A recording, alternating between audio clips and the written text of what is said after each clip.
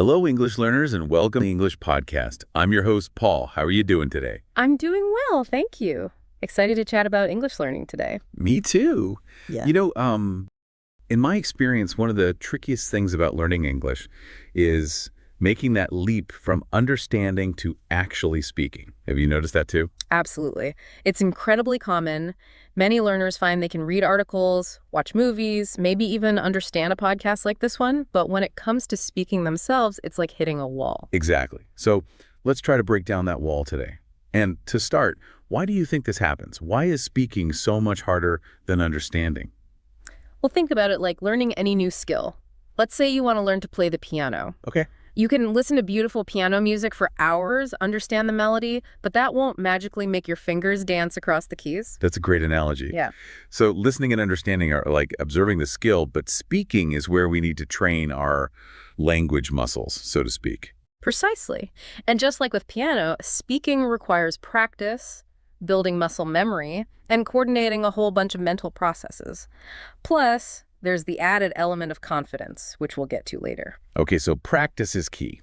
Now, one thing I've noticed is that many learners get stuck in the habit of translating everything in their heads. They think in their native language, then try to translate it into English before speaking. What's your take on that? It's a huge roadblock.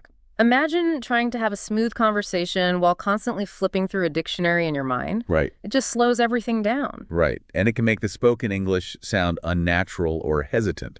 So how can we get out of that translation trap? One powerful technique is called thinking in English. It sounds simple, but it takes conscious effort. Thinking in English. So instead of translating, I should try to form my thoughts directly in English. Exactly. It's like shifting gears in your mind. Instead of seeing English as a code to be deciphered, you start to internalize it as a natural way to express your thoughts. Okay, I'm intrigued. But how do we actually do that? I mean, it's not like I can just flip a switch and start thinking in a different language. It's definitely a process, but there are some practical steps you can take. One of the most effective is to create an immersive environment, even if you're not living in an English-speaking country. So surround yourself with English as much as possible. Exactly. Listen to English music, watch movies or TV shows, read books, even change the language settings on your phone. So it's about exposing yourself to the rhythm and patterns of the language, almost like training your ear to think in English. Precisely. Oh. And the more you immerse yourself, the less you'll rely on translation. You'll start to notice that English phrases and expressions pop into your head more naturally. That makes a lot of sense. It's like building a mental library of English ready to be used when you need it. But I imagine this takes time and dedication. It does. But even small steps can make a big difference. Remember, we're building a habit here. Okay, so consistency is key. Now, besides this thinking in English idea, are there any other common pitfalls that you see learners falling into when it comes to speaking? One big one is the fear of making mistakes. I think this holds so many people back from actually opening their mouths and practicing. Oh, absolutely. The fear of sounding silly or saying the wrong thing. I think we've all been there. So how can we help learners overcome that fear? Well, first, it's important to remember that everyone makes mistakes. It's part of the learning process. I mean, even I make mistakes sometimes, and English is my native language. That's reassuring to hear. But I think it's easy to forget that when you're feeling self-conscious about your speaking. Absolutely. So the key is to shift your perspective on mistakes. Instead of seeing them as failures, see them as opportunities to learn and grow. Every mistake is a chance to improve your pronunciation, grammar, or vocabulary. So it's like those fail videos we see online, where people laugh at themselves and learn from their mishaps. It's about taking ourselves less seriously and focusing on the learning process. Exactly. Embrace those mistakes, learn from them, and move on. Okay, that's great advice. Yeah. Now, I know we've talked about practicing speaking and getting over the fear of making mistakes, but are there any specific techniques or exercises that you find particularly helpful for developing speaking fluency? Oh, absolutely. There are a few techniques that can really boost your speaking skills, and one of my favorites is called shadowing. Shadowing. I've heard of that, but I'm not entirely sure how it works. Could you tell me more? It's actually a pretty simple concept. You listen to a native speaker, like someone on a podcast or in a movie, and you try to repeat what they're saying almost simultaneously. It's like a shadow following the speaker's voice. Precisely. You're mimicking their pronunciation, intonation, even the rhythm and pacing. It's like a vocal workout for your English. That sounds interesting. So I could put on my favorite English podcast or TV show and try to talk along with the speaker. Exactly. It's a fun way to practice your pronunciation, get comfortable with the flow of English, and even pick up new vocabulary and phrases. I can see how that would be helpful. It's like having a real-time conversation partner, even if it's just with a recording. Do you have any tips for making shadowing more effective? One tip is to start with short segments. You don't need to shadow an entire movie at once. Choose a scene you like, maybe a minute or two, and focus on that. Then, as you get more comfortable, you can gradually increase the length of the segments. Okay, so start small and build up gradually. What else? Another tip is to pay attention to the details. Notice how the speaker pronounces certain words, where they put the stress, and how their intonation changes throughout the sentence. So it's not just about repeating the words, but really trying to imitate the nuances of their speech. Exactly. The more you pay attention to those details, the more natural your own spoken English will become. Wow, this shadowing technique sounds like a really powerful tool. I'm definitely going to give it a try. I encourage you to. It's a fun and effective way to improve your speaking fluency. So we've talked about thinking in English, overcoming the fear of making mistakes, and this amazing shadowing technique. What other tips do you have for building speaking confidence? I know practice is important, but are there any specific ways to make that practice more effective? One of the things I always tell my students is don't underestimate the power of simple, everyday phrases. You mean things like, hello, how are you, or thank you? Exactly. These phrases might seem basic, but they're the building blocks of any conversation. And having a solid grasp of these common phrases can make you feel much more confident and comfortable when you're speaking English. That makes sense. It's like having a set of tools you can always rely on no matter what the conversation throws your way. Precisely. So I encourage learners to focus on mastering these phrases. Practice saying them out loud in different contexts until they feel natural and effortless. So it's not just about knowing the words, but really owning them, making them part of your active vocabulary? Exactly. It's about being able to use these phrases without hesitation, without having to think too hard. And that kind of fluency comes with practice and repetition. Got it. So focus on those everyday phrases, practice them until they feel like second nature. What other tips do you have for making the most of our speaking practice? Another simple but effective technique is recording yourself speaking. You mean like talking into my phone? I do that all the time, but usually it's just me complaining about the traffic. Well, next time, try recording yourself speaking English. Maybe choose a topic you're interested in or even read a short article aloud. Then listen back to the recording and pay attention to your pronunciation, fluency, and overall clarity. That's a great idea. That's like having your own personal language coach in your pocket. Exactly, and it can be really eye-opening. You might be surprised by what you hear, both good and bad. I can imagine. It's like seeing yourself from a different perspective. What kind of things should I be listening for when I review these recordings? Well, first, pay attention to your pronunciation.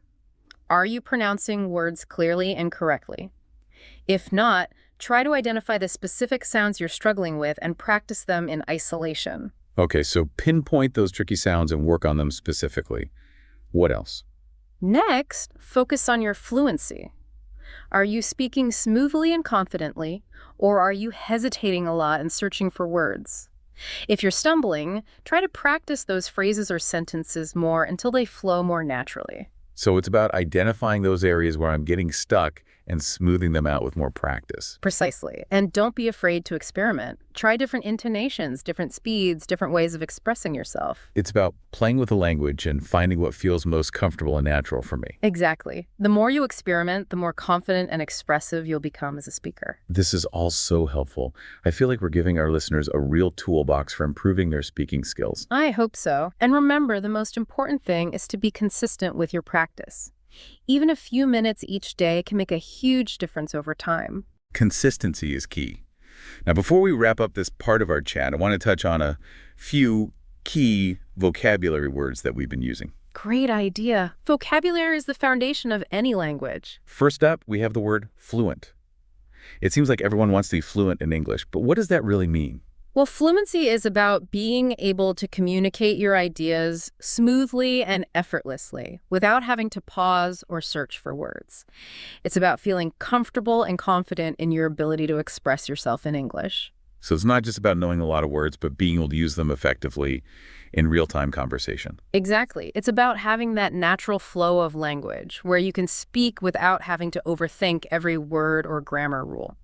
That makes sense. And it sounds like achieving fluency is a journey, not a destination. Absolutely. It's a process of continuous learning and improvement. Well, this has been so insightful. We've covered a lot of ground today, from the importance of thinking in English to embracing mistakes and using techniques like shadowing to build fluency.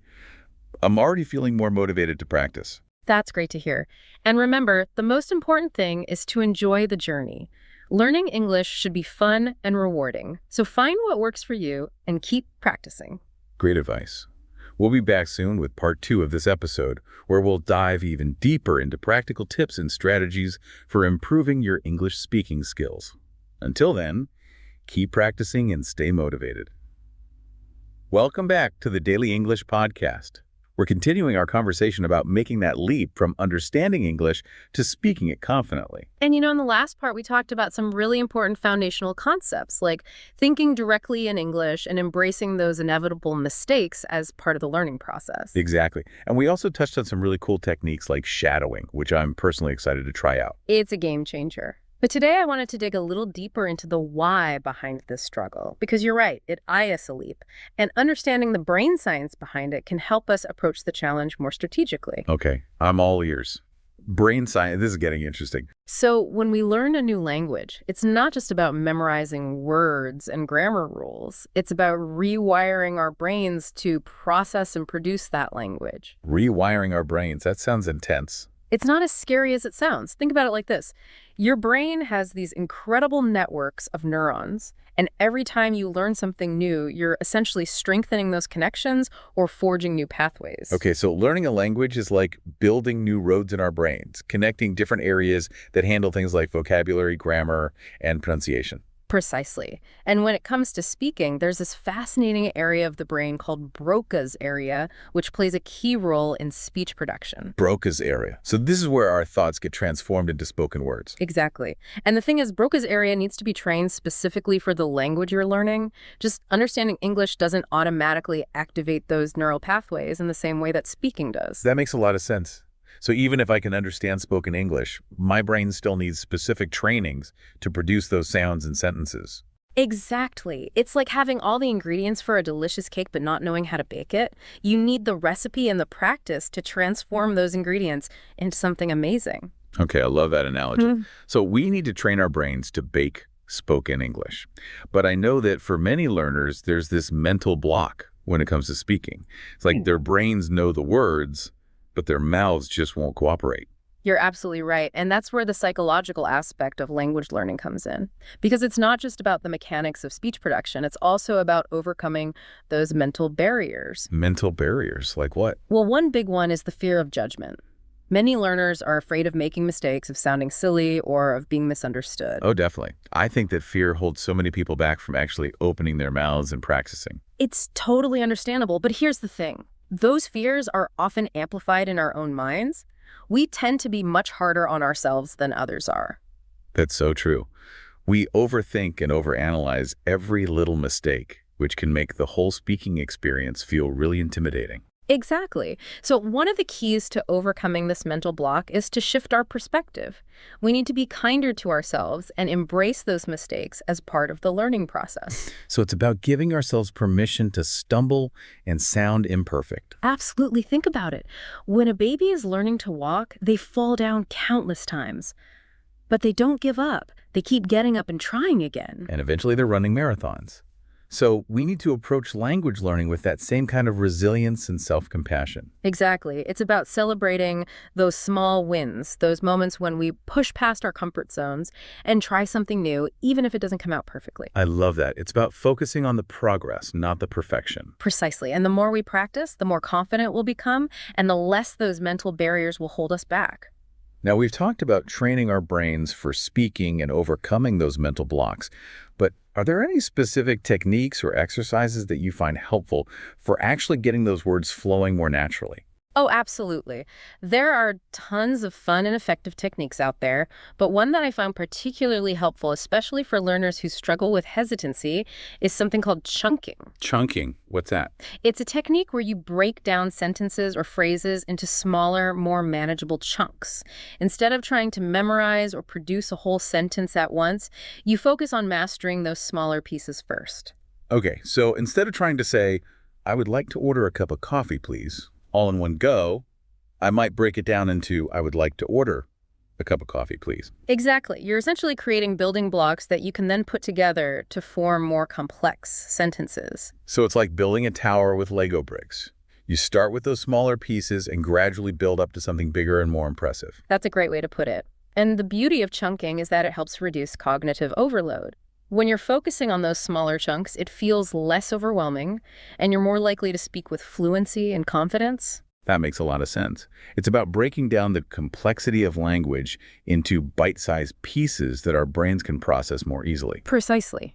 And the more you practice chunking, the more natural it will become to string those chunks together into longer, more fluent sentences. I can already see how this would be helpful, especially for learners who feel intimidated by speaking in complete sentences. Absolutely. It's a great way to build confidence and reduce anxiety. So we've talked about chunking, but I know there's another technique that you're a big fan of. Shadowing. Ah, yes. Shadowing is like a secret weapon for language learning. It's one of the most effective ways to improve your pronunciation, intonation, and overall fluency. We touched on it briefly in the last part, but could you remind us how it works? Sure. It's really simple. You find a piece of audio or video in English, something you enjoy listening to, and you try to speak along with the speaker, mimicking their pronunciation and rhythm as closely as possible. So like having a real-time conversation partner, even if it's just with a recording. Exactly. And the key is to really focus on those details. Notice how the speaker pronounces certain words, where they put the stress, and how their intonation changes throughout the sentence. So it's not just about repeating the words, but really trying to embody their way of speaking. Precisely. The more you pay attention to those subtle nuances, the more natural your own spoken English will sound. I'm definitely going to try this. It sounds like a fun and engaging way to practice. Any tips for making shadowing more effective? One tip is to choose material that's slightly above your current level. You want it to be challenging, but not so difficult that you get discouraged. Okay, so something that stretches my abilities but doesn't feel completely overwhelming. What else? Another tip is to break down the material into smaller chunks. You don't need to shadow an entire movie or podcast episode at once. Start with a few sentences or a short paragraph and gradually work your way up to longer segments. So start small and build up gradually. That seems to be a recurring theme in language learning. It's true. Consistency and gradual progress are key. And one more tip for shadowing. Don't be afraid to record yourself and listen back.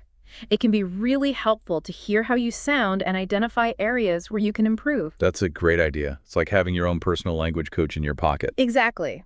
And the more you practice shadowing, the more you'll start to internalize those sounds and rhythms of English, and the more natural your own speaking will become. This is also helpful. I'm already feeling more motivated to practice my speaking skills, but I know that for many learners, speaking in real-life situations can still feel intimidating. Absolutely.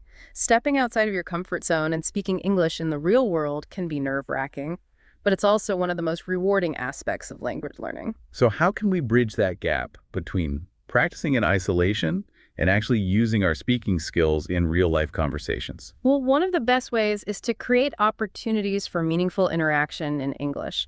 And that doesn't necessarily mean traveling to an English-speaking country. There are plenty of ways to do this right where you are. Okay, I'm intrigued. Give me some examples. Well, for starters, think about your hobbies and interests. Are there any groups or activities in your community where you could use English? So if I love to cook, maybe I could join a cooking class taught in English. Or if I'm a movie buff, I could join a film discussion group. Exactly. It's about finding those natural contexts where you can practice your speaking skills in a way that's fun and engaging. That makes so much sense. It's about connecting your passion with your language learning goals. What other options are there for finding speaking opportunities? Well, in this digital age, we have access to a whole world of language learning resources online.